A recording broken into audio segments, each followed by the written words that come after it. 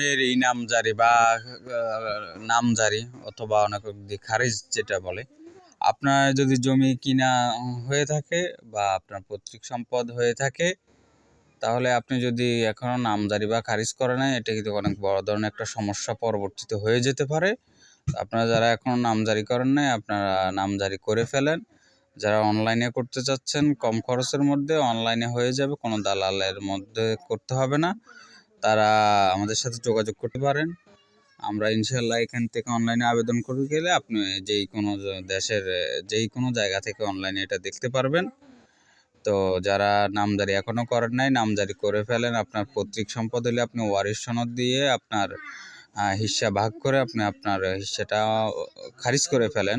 পরবর্তীতে কোনো জরিপ আসলে সেই জরিপে আপনি আপনার খারিজের কপি দিয়ে আপনি সেটা সমস্যা যেন না হয় সেই ব্যবস্থা করে নিতে পারবেন। এবং যদি কিনা সম্পদ হয়ে থাকে তাহলে অতি দ্রুত আপনি নামজারি করে আপনার খাজনা দিয়ে ফেলেন। নামজারি করতে আগে খাজনা দিতে হবে না, খাজনা পরে দিতে হবে।